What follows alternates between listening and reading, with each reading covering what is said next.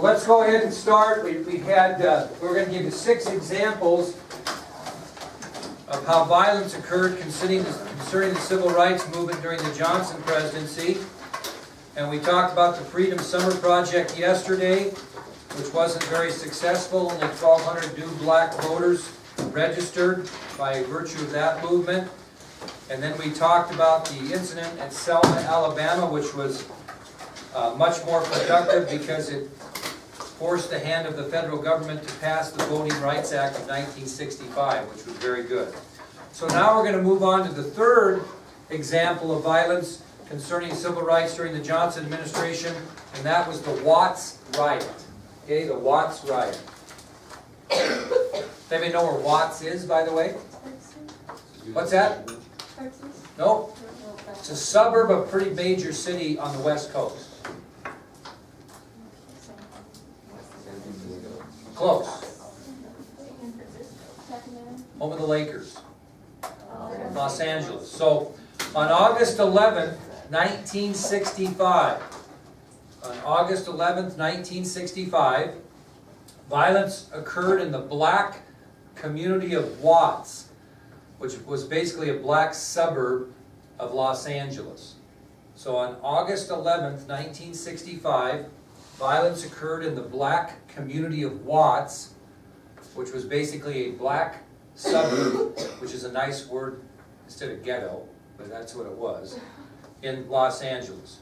So again, on August 11th, 1965, violence occurred in the black community of Watts, which is really a black ghetto, a suburb of Los Angeles. Now, this is kind of ironic because how many of you ever heard of the Rodney King situation that happened in the 80s? Okay, and you remember what happened there? Police brutality. Yeah, because a black guy got drunk and got kind of wound up and they started, abusing him, and it turned out to be a riot, correct? We'll see how this compares. During the evening of August 11, 1965, a Negro man was arrested for drunken driving. Again, during the evening hours of August 11, 1965, in Watts, a Negro man was arrested for drunken driving. And a crowd drew as they were making the arrest because those black people were distrustful of the police. So again, on August 11, 1965, that evening, a Negro man was arrested for drunken driving, and a crowd drew around the arresting officers as they made their arrest because the people who were black were distrustful of the police. Well, some of the Negro youths didn't like the whole situation, so they started throwing rocks, and then they started throwing empty bottles, and then they started basically throwing anything they could find that was loose toward the police. And it escalated into 5 days of riots and disorder in Watts. So Negro youths who were distrustful of the police began throwing rocks, then empty bottles, then it got to be the point where they were throwing just about anything they could find. The situation grew worse and worse, as you might imagine, and it resulted in 5 days of riots and disorder in south central Los Angeles in that Watts suburb. And it got so bad that they had to bring in 13,000 National Guardsmen to get the thing back under control. So again, just reverting again, on August 11, 1965, violence occurred in the black community of Watts, which was a black ghetto in Los Angeles. And during the evening hours of August 11th, a Negro man was arrested for drunken driving. A crowd drew around the arrest. Black people were distrustful of the police, and soon Negro youth started throwing rocks and empty bottles and anything they could find. It completely got out of hand, and it began 5 days of riots and disorder in south central Los Angeles.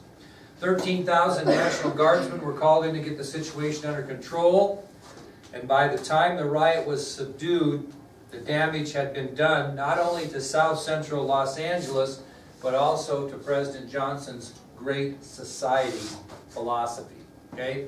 So by the time the riot was subdued, there was major damage, which I'll give you examples of in Watts, but it also damaged severely President Johnson's administration's philosophy of the Great Society. We'll kind of talk about that too. I'm going to give you 10 examples of what happened as a result of the riots in Watts from August 11th through August 16th, 1965. 10 examples of what happened as a result of the Watts riot. First of all, as hard as it might be to believe, 34 people were killed. 34 people were killed in the Watts riot. 34 people were killed. An additional 900 approximately were hurt or injured. So 34 people were killed, example number 1. Over 900 people were hurt, example number 2. Number 3, 4,000 people approximately were arrested as a result of the Watts riot. 4,000 arrests.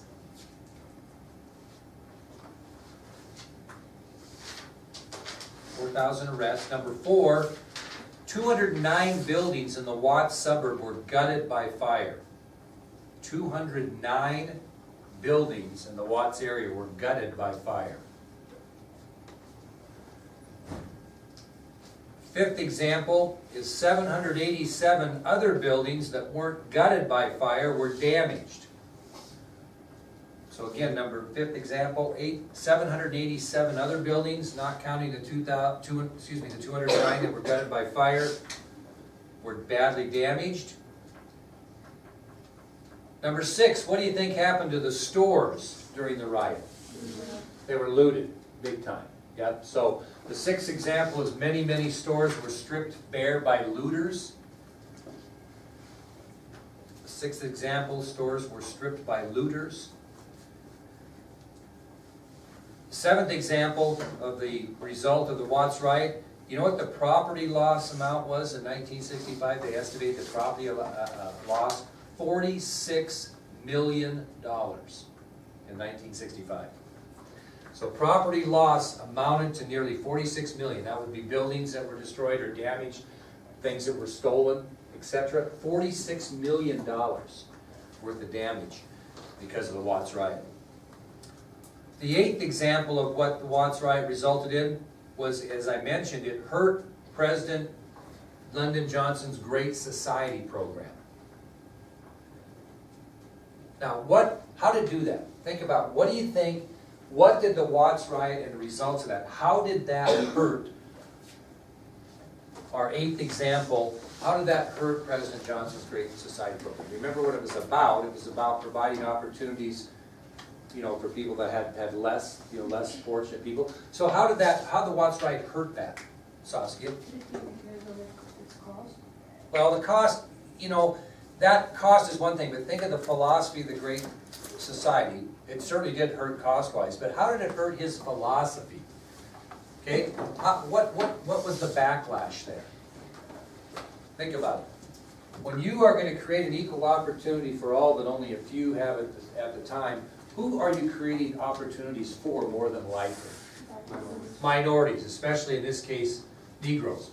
So the reason why this hurt his program so much is because he was trying to get the upper class people to buy into this program. Well, the riots created a huge backlash among white people who already believed the blacks were getting more than they should, and you give them, and you give them all these things, and you make all these opportunities, and this is how they appreciate it, okay? And so it really hurt Johnson's support from people that were still on the fulcrum, so to speak, of whether they were going to support or not, because people looked at this as, well, we already given them too many rights, and this is how they're appreciated, okay?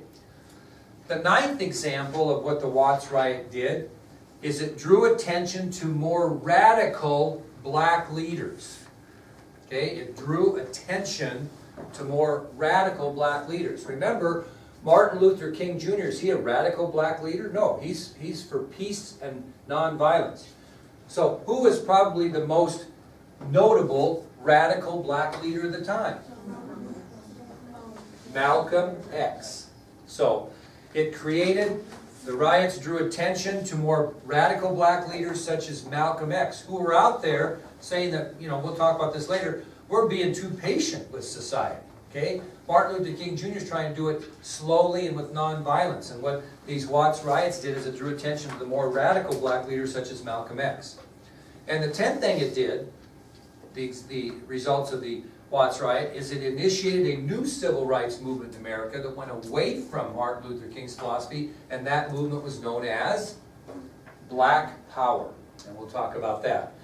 So, the 10 examples of the result of the Watts riot: 34 people were dead, approximately 900 people were hurt, approximately 4,000 people were arrested, 209 buildings were gutted by fire, 787 other buildings were damaged, stores were stripped by looters, the property loss amounted to nearly $46 million. The violence and mayhem hurt the President's Great Society program because whites that were not in support or maybe thinking about supporting it were looking at this situation and believing that blacks had already been given too many rights, and this is how they were appreciating those. The 9th example is it drew attention to more radical black leaders such as Malcolm X, which we'll talk about later. And the 10th example is it initiated a new civil rights movement in America known as Black Power. Now, where was President Johnson when he received word of Watts? He was at his ranch in Stonewall, Texas. And as he thought about his push for civil rights after hearing about Watts back at his ranch at Stonewall, Texas, he feared something. And what do you think he feared when he got this news? What do you think his thought process was when he got the news of Watts back at his ranch in Stonewall? What did he think maybe he was doing? What do you think? Well, kind of, yeah. He was fearing that he had pushed the country too far and too fast on the issue of civil rights. He thought he was going too fast. Do you think the black people thought he was going too fast? Do you think the white people thought he was going too fast? Yeah. And that's the problem that we have here. Okay? All right, that's our 3rd example of violence that occurred concerning civil rights during the Johnson administration. The 4th example is Chicago, July of 1966. Chicago in July of 1966. Now, where has Dr. King focused his civil rights movement to this point? South, or Alabama. For the first time, he's going to take his civil rights movement to the urban areas of the North. Okay? And King started to look and he thought, you know, there's not only poverty in the South concerning black people, but there's also poverty in the North. And he did a little research and he found out that the poverty in Chicago among black people was quite alarming. So he began to focus his interest to the urban areas of the North. So he studied Chicago and he visited Chicago and he realized that his dream that he talked about on the March on Washington would never be realized till he battled poverty everywhere, and the poverty in Chicago was alarming. And to prove his commitment to that, he actually moved his family into a rundown apartment in the Chicago slum areas, or ghetto areas. So to prove his commitment to making things equally good, so to speak, for not only the South but the North, King moves his family into Chicago, into a real rundown apartment in the slum areas or ghettos of Chicago.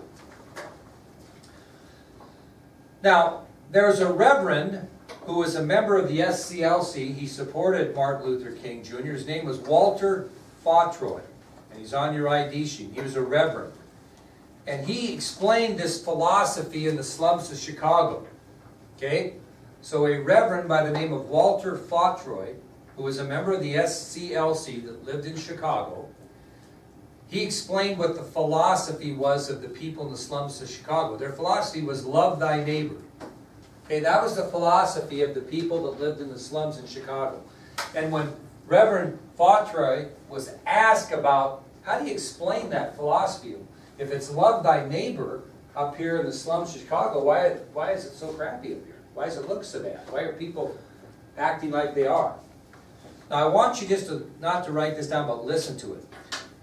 When asked about, hey, the philosophy is love thy neighbor in the slums of Chicago, why is that? That just seems like an oxymoron. It doesn't make sense. And this is how Fautroy explained the love thy neighbor philosophy in Chicago. He said they loved their neighbors in self-defense. Here's what he said. Now think about this. Here was the philosophy of love thy neighbor in the slums of Chicago. I want my neighbor to have some income. Otherwise, he might be coming for my income. Think about that. Love thy neighbor. Yeah, I want my neighbor to have some income, Because if Carolyn doesn't have any income, she's going to come looking for my income. Okay? He also said this, I want my neighbor to have justice. Otherwise, guess who's going to face the weight of his anger? Anger leads to violence, and violence drives people mad. So what's he saying there? I'll repeat that again. I want Carolyn, my neighbor, to have justice. Otherwise, guess who's going to face the weight of her anger? Who is? The neighbor, me. Okay? Anger leads to violence, and violence drives people mad. So that was the philosophy of love thy neighbor in the slums of Chicago. Yeah, I want my neighbor to have everything, because if they don't have it, what are they going to do? They're going to come to me for it. Okay? I want my neighbor to have justice, because if they don't have justice, I'm going to be the one that has to suffer listening to that. And they're going to get angry, and they're going to get violent, and I'm going to suffer as the neighbor. So a little different love thy neighbor philosophy. Now the reason Dr. King went to Chicago is he launched a campaign to address the following 3 issues that were happening there. He's always got a cause. So these were the 3 issues that King was going to launch a campaign against. Not against, but to support. Because they were really in bad shape. What do you think the 3 things that were bad in Chicago at the time that he might be concerned about? Okay, poverty, which leads to what? Homelessness. Crime. Yeah, those are good, but you're just missing the 3. So if you have poverty, what don't you have? What do people don't have a lot of? Education. Jobs, and you hit the other one. Education. So he's going to campaign on the lack of education. He's going to campaign on the lack of employment. If you have poverty, you have no jobs. So he's going to go campaign, that was very good, Courtney, on the lack of education provided there. He was going to go campaign on the lack of employment. And the third thing you would have a hard time getting, but it was true in Chicago, he was going to campaign against unfair housing practices. Okay, what would be an example of unfair housing practices in Chicago? What's that? Yeah, how? There's couple ways it could happen. Person would fail to do what? Rent to someone of the black persuasion, or they might not sell them a house in a certain neighborhood because they don't want any blacks in the neighborhood. Now, I'm going to tell you the story, this is about my dad, but you got to remember my mom and dad would have been in their late 80s, early 90s now. But my dad and mom, we owned a home in Billings, Montana. And my dad got a new job in Forsyth, Montana, and they were thinking about keeping their house in Billings as an investment because it was paid off and they were going to rent it. You know what I mean? And my dad thought the best way to rent that home to have solid renters is to lease the home to the Air Force, because there were some Air Force people in the area at the time, and so he wouldn't have to worry about bringing in the people to rent it. The Air Force would pay his rent, so he knew he'd get his rent every month. And the Air Force would worry about if the people treated the house well or not, because if they didn't, who was going to pay the bill? The Air Force. Well, what happened? What did the Air Force do that just tipped my dad over backwards? No. They rented to black people. I'll never forget that. I might have been, I have to guess what, I was in 2nd or 3rd grade when that happened.